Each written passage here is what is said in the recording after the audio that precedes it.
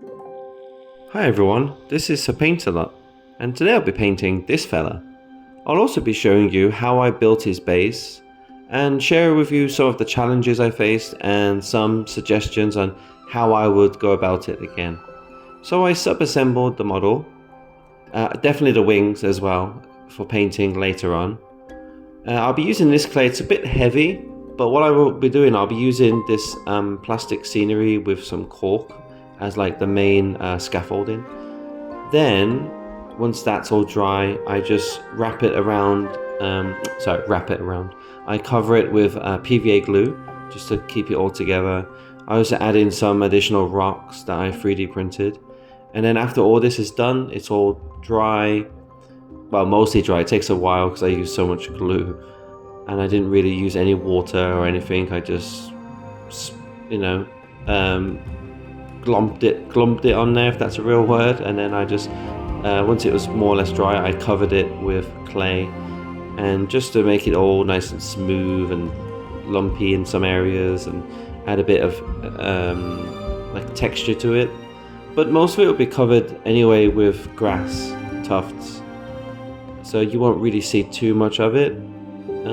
I think I would probably get some better texture paint which has more granules in it, like little stones. That would be pretty nice, I think, and you could dry brush it.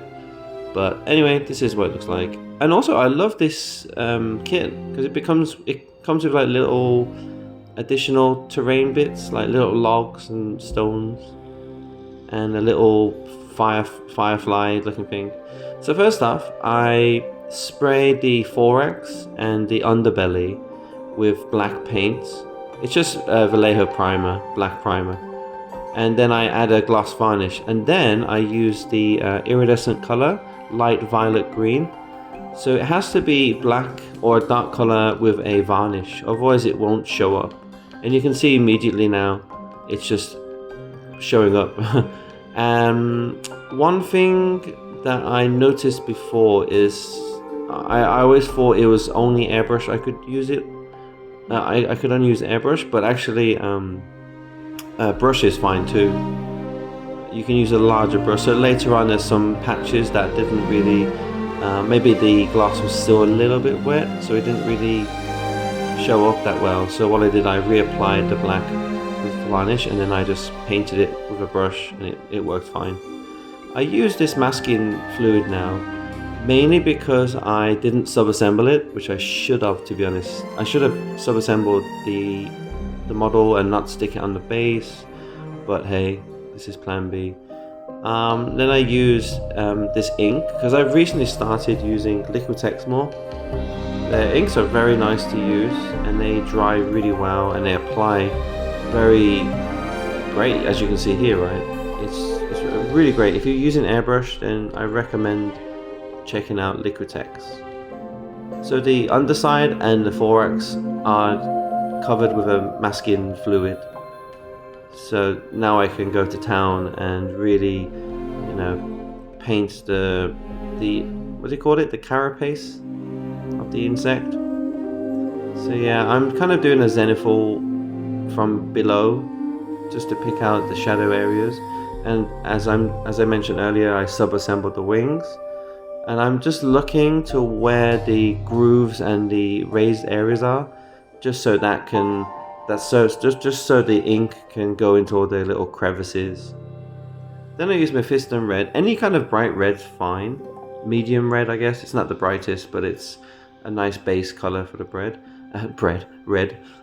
And then I do an opposite zenithal now, so I spray this from the top this time. And what I do, I kind of mist it a bit. I don't pull the trigger down on the airbrush all the way. I let it mist and see how it sits. And then depending on how much of the flat area there is, I will add more paint to it. So I'm not afraid now, because of the masking fluid, to cover the underside and so on.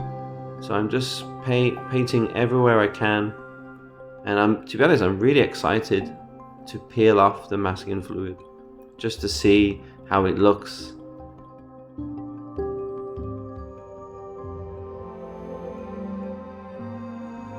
this is how the wings look. I like it already. It's not vibrant enough yet, but you know, it's getting there. So I'll use a brighter red now. And I kind of aim this to the sharpest areas, or the highest areas that would be catching the sun, or even adding a bit of interest by spraying it in parts that I want to be more prominent.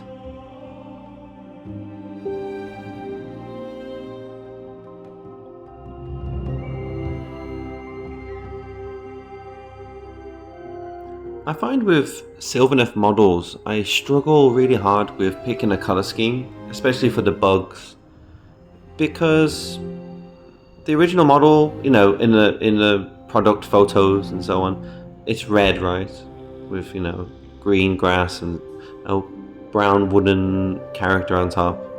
And I was like researching for so long. Oh, maybe purple, maybe green, maybe some patterns. So I was researching beetles, and different beetles, and yeah, I just ended up going for the original look. And as I'm painting now, like these legs, you know, I kind of feel like maybe I should have painted legs a different color, like a darker green, or maybe the bottom parts like a different color. You know, a nice contrasting color, or even black on the lower parts. Yeah, so I think that's something I need to work on for myself as well. Do you have this type of problem when you're painting your models? Not only Sylvaneth, of course, but if you could share in the comments your issues, or if you have any solutions, you know, or how do you solve that dry spot, I guess, of choosing a color scheme. It's quite a common issue with my friends too, when they're painting their Skaven, for example. They're painting the plague monks, and what kind of robes would they paint? Like what color robes? So anyway, enough of that. Now I'm doing the exciting part, which is getting rid of this masking fluid, and also praying that I haven't ripped off any of the paint underneath. But I have varnished it prior to putting on this masking fluid, so I forgot the name of it now. And what I'm doing, I'm using my airbrush needle. Probably not the best thing to do. Maybe you can use a toothpick, but hey, I'm just being a bit lazy and irresponsible. And just pull it off. It's a bit fiddly, it's a bit tricky, and you can see here there are bits there. I was a bit worried when I first saw it. I was like, oh no, it's the paint went through or something. But it's actually, you can just wipe it and it will come off. So I'm using Iraq skin, and I think this paint is perfect for painting Kurnoth Hunters, or, you know, like the skin in between the wood. So I think it's a very useful paint for Sylvaneth. I'm just painting around the areas now, like the joints in the neck, the legs. So this is where I regret building the legs and so on and gluing it on the base. Here, it's just so tricky to use, and and some of the paint went onto the purple carapace underneath. So I had to go over it with black again in some parts and tidy it up. And then I was a bit messy here, so I just got some dark red and I started painting these parts of the leg that are close to the joints. I use Rhinox hide for the base, but to be honest, any brown's fine. I just couldn't find another brown. My desk was a bit messy at the time. Very professional of me, I must say. So now I'm going to add iridescent paint to this inside part of the wing. So I'm painting it black again, the Vallejo black. I varnished it, and then I'm using this gold yellow. It's quite beautiful. And this one took a few layers. Like the first layer is fine, but it wasn't strong yet. And you see here my airbrush was a little bit blocked, and some speckles came out of the airbrush. But once it dries, you can spray over it again, and then it will be fine. You won't really see it. And to be honest, most of the wing you can't really see anyway when it's glued together.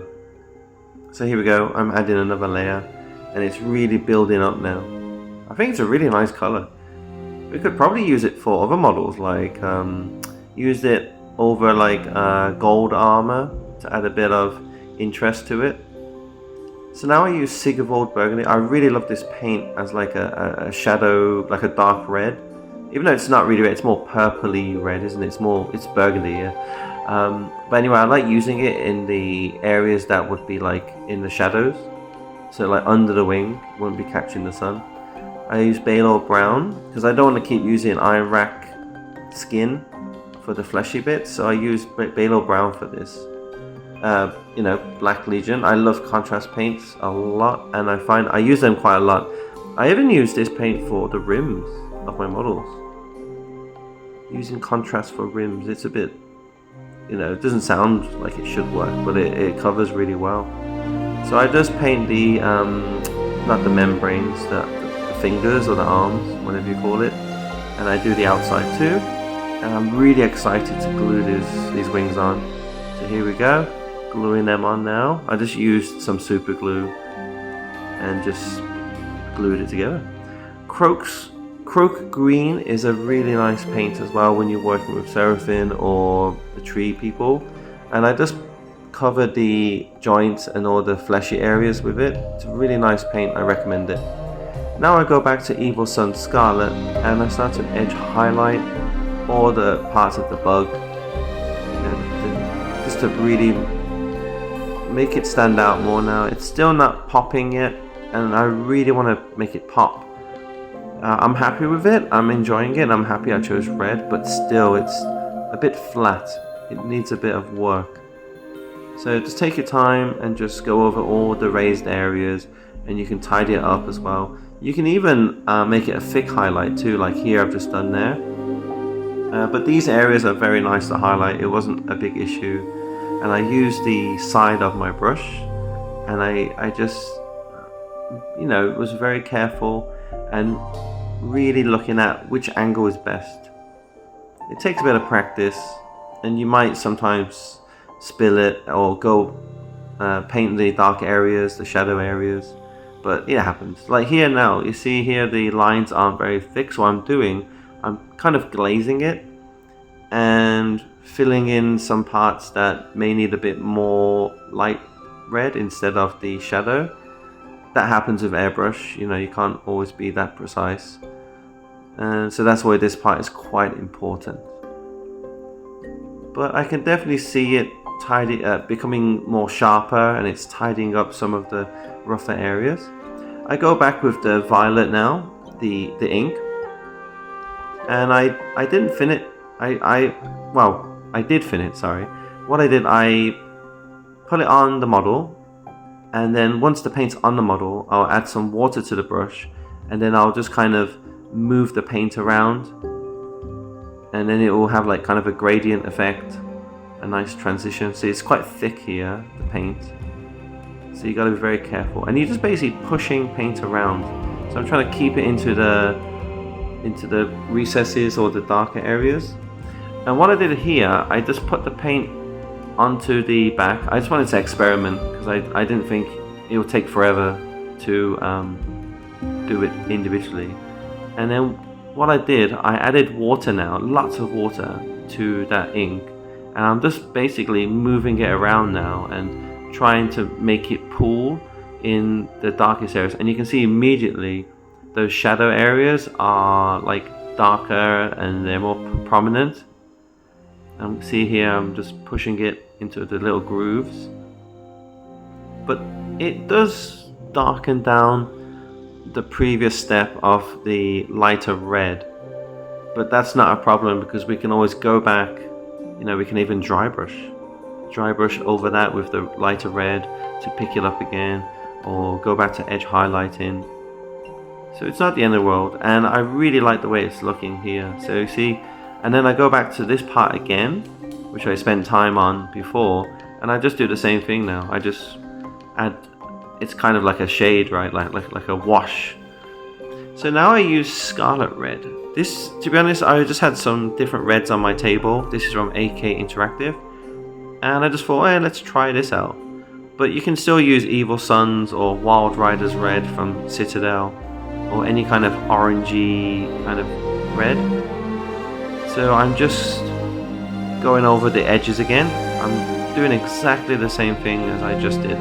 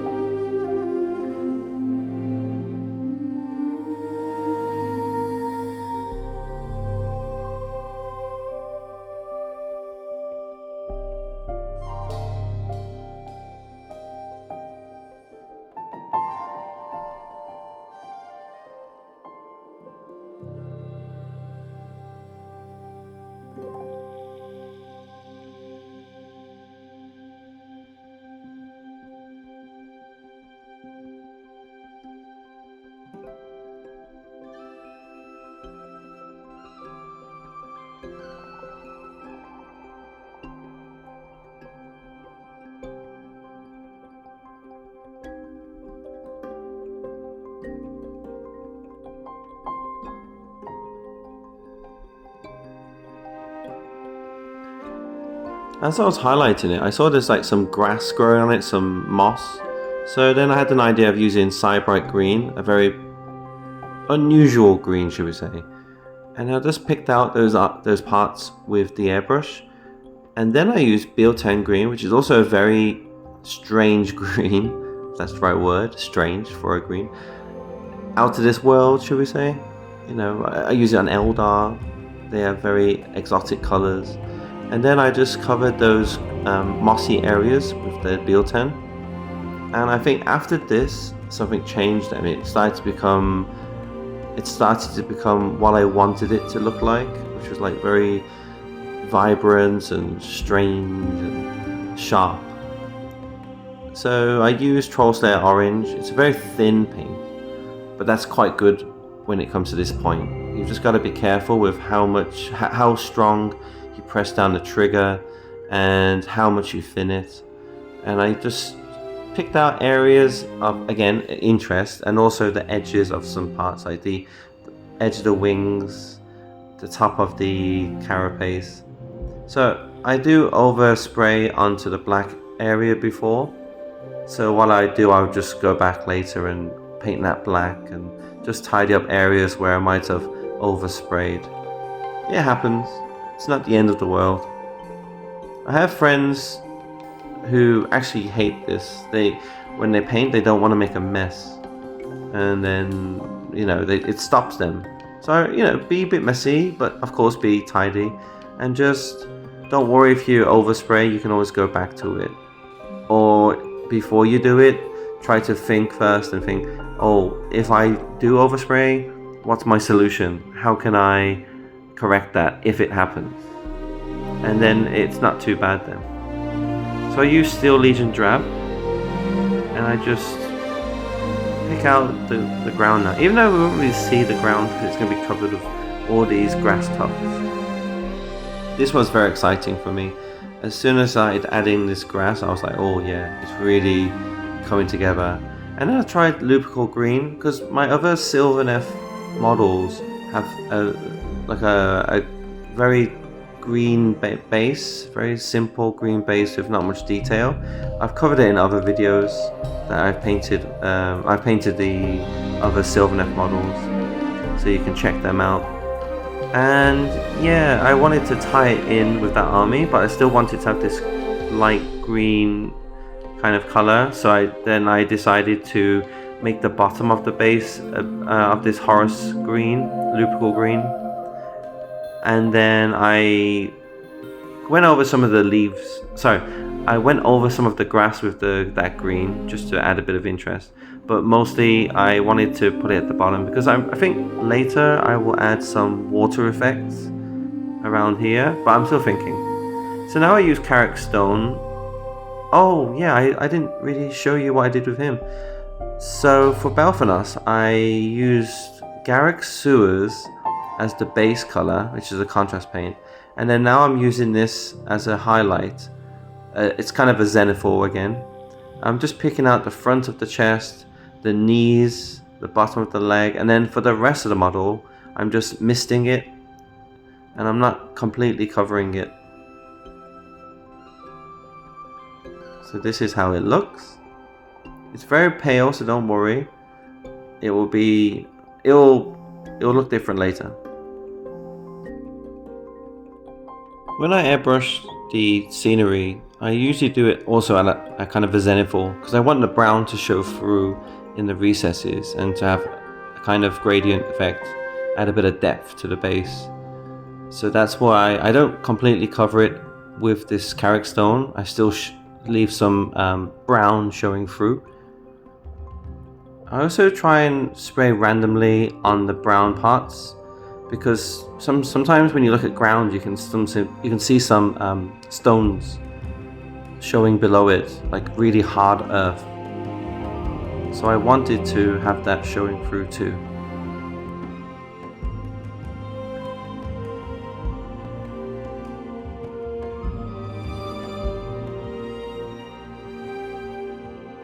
As I mentioned earlier, I like to use iron rack skin for the joints of these Kurnoth Hunters. it's just a perfect paint to use, I feel, because it goes on well, nice and smooth, and then it's done, and then you can move on to the other parts now. For the hair, I wanted to have a bit of a different type of color, so I used the same brown as I used for the wings, Balo brown. Then I used the green on the blade and the leaf cape, because I'll be adding some details then with an airbrush later. So for example, now I'm using, it should be Gauze Blaster. And I'm just spraying that from above now. I'm just, well, no, sorry, from below. Now I'm doing it from above. And I'm just aiming for the edge of the cape. A little bit on top, but it's thicker at the bottom. Doesn't make sense, it's just more, looks cooler, I feel. The rule of cool. So now I'm using this to do my NMM on the blade. I guess it's not really NMM, but similar practice. So I spray the tip and I spray the bottom, and I leave the middle part green, and then I do the same here. It's very tricky, this paint, Gauze Blaster, because it's very thin paint already. So if you thin it, you know, sometimes I thin it a bit too much and it doesn't really stick to the model. So you've got to be very careful. Maybe just use water. You don't need to use any thinning agent. You can use a bit of water and that should be enough. But then if you don't thin it enough, then it's going to be like speckly. So you just got to be play around with it. I also start to like experiment again, like, oh, maybe I'll try adding some discoloration on the feet, the lower parts of the leg, because I'm going to paint them green later, like a vine. They're becoming vines wrapping around the horns of Belthanos' mount. And then I also spray it onto the branches. Again, it's just interest. Doesn't really make too much sense. Just playing around with it.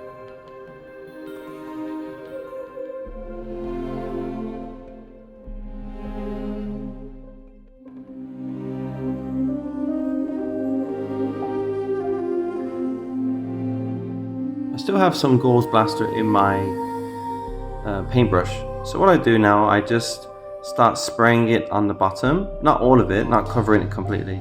And I'm kind of making like a kind of water effect, like an enchanted pond. And this will look really good later once I add like the water effects. In this video, I won't add any water effects. I'll leave it as is. But in a future video, maybe I'll share a short of me doing it. So again, I use Belthanos green, just to, because Gauze Blaster and so on are not the greenest of the green. They're kind of a blue, right? So I use Belthanos to like really make it more green, simply enough. And I also use a bit of it in the middle of the blade as well. And I add some water to it, and I kind of feather where it transitions from Gauze Blaster to the dark green in the middle. And already the blade is already starting to take some shape.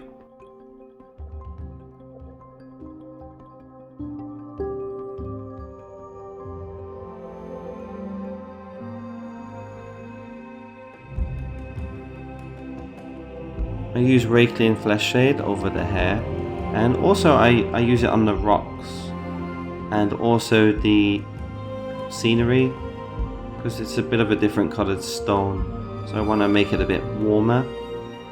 It's kind of like a old tattered marble from some ancient temple, but I don't want to spend time doing a proper marble effect because it's probably going to be underwater, so you won't see too much anyway. And I think I'll probably go for a green kind of water. Adding this kind of shade though here is really good for later, because it's going to add some shadows and it's going to really add some contrast between it. I also paint the little mandibles black. Not all of them, just the tips, not the tips, the final part of it. I use Gore Grunter because I wanted a type of orangey brown for the horn, because I don't want it to look the same as his body.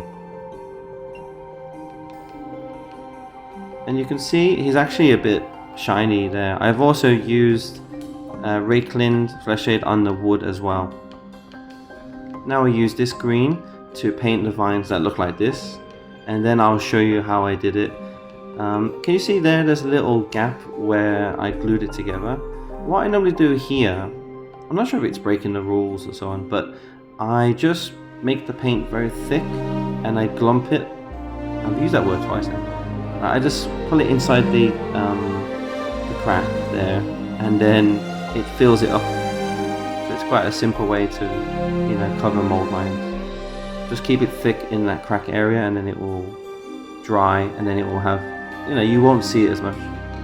Corax white now for the staff. I wanted to add a white element to it, and then at the same time I use that to paint the little soul stone, I think it is. It's a soul pod in the belly, sorry. Then I use black again, Black Legion, and just go over the strap of the horn. Now I use Elven Gold. It's a really nice gold, very warm, very bright. It goes on pretty well, but probably best to have 2 coats, or 3 in some cases. And now I just pick out the gold areas, for example this little insignia on the beetle, crest, whatever it is, and then on the blade itself as well, and on the horn.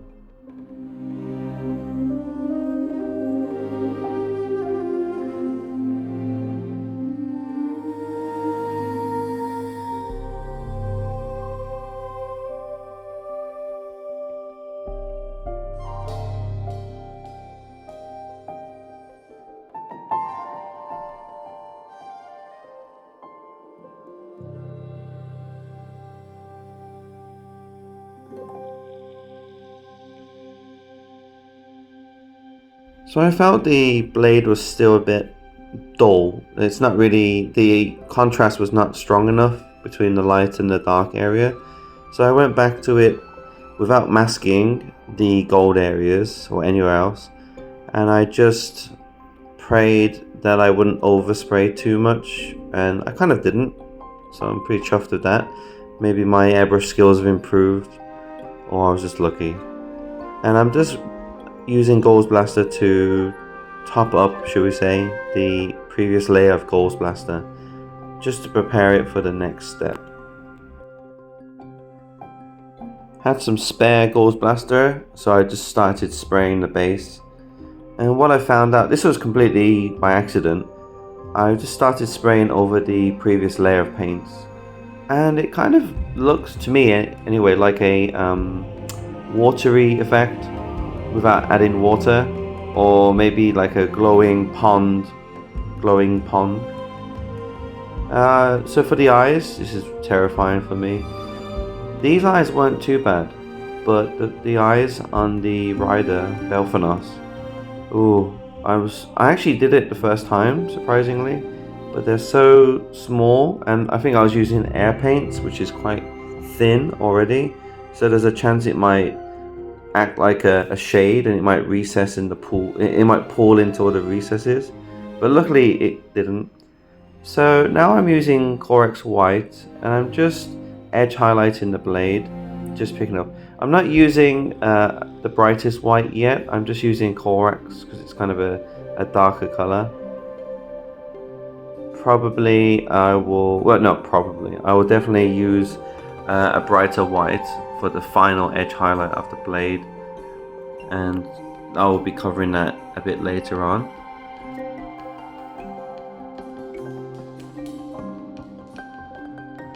I add Rakeling Flesh Shade now to the gold parts.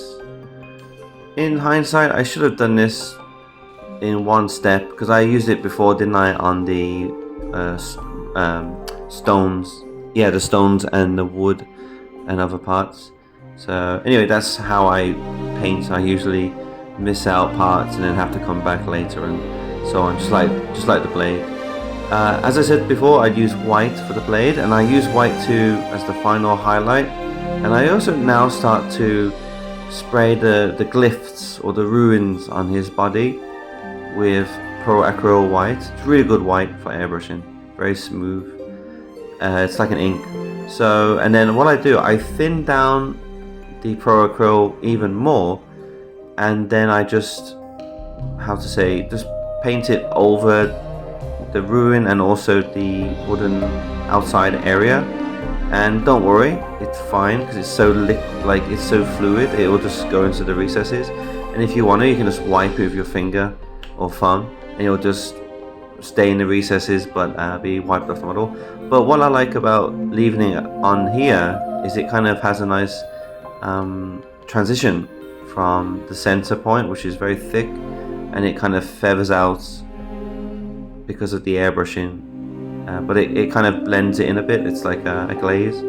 I also use some auric skin for the leaves, and now I'm using AK Interactive green for the OSL, but to be honest, any green fluorescent paint is fine. I've used Vallejo and yeah, many types of paints, and they all work the same, to be honest.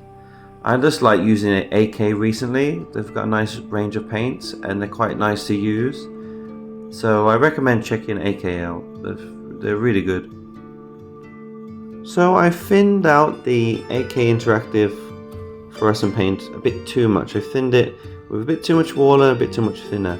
And what happens here is it doesn't really stick onto the model, but that's kind of fine too, because what you can do then is just press the trigger but don't pull it back, so it's just air coming out. And then what I do then, I just kind of push the paint around with air, and that sometimes solves the problem, to be honest. But in the future, just experiment with how much you thin it, because if you don't thin it enough, then it'd be speckly, but if you thin it too much, it just won't stick onto the model. So now I'm just glazing over it with the same green. I'm just picking out the areas where I sprayed white before, and maybe I missed it with the airbrush, so I'm just going over it, tidying it up and improving that kind of green outer glow.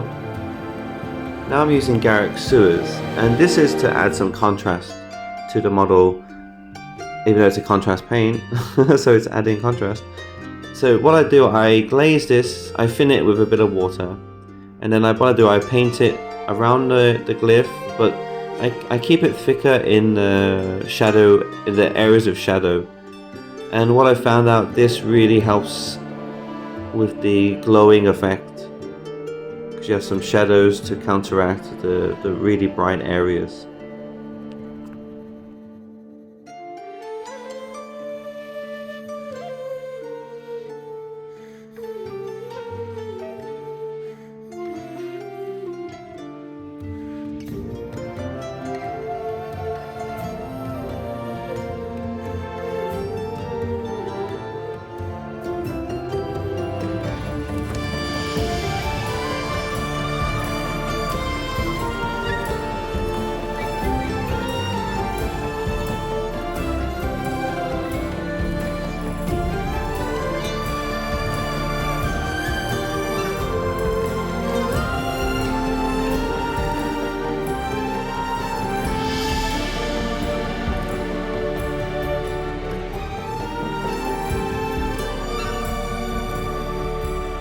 So now I use model color yellow fluorescent. I do have AK Interactive yellow fluorescent, but as I said earlier, it doesn't really matter the brand. I interchange with them and it's fine, it does the job. And what I do, I thin down this paint and then I just treat it as like a kind of an ink, and I try and spread it into all the recesses. But for the actual stone in the belly, I just paint it on without thinning it. In hindsight, I'd probably add a bit of white to the glyphs, just to really push that OSL. But I was happy enough at this point just to leave it as it is. Who knows, maybe I'll go back to it later on and do that.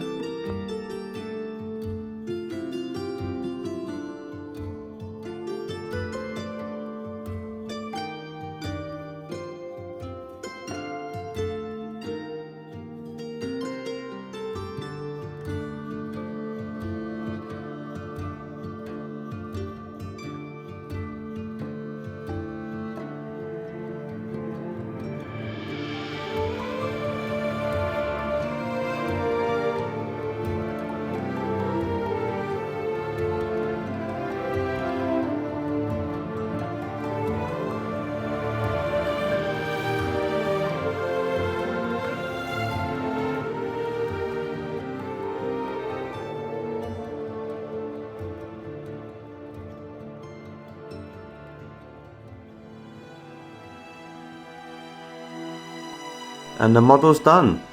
I hope you enjoyed this tutorial, and please let me know in the comments what I could improve or what you found useful about it, or anything you'd like me to include in other tutorials. I really would appreciate the feedback. And don't forget to subscribe if you want to see more. And thank you very much. Happy painting. Bye.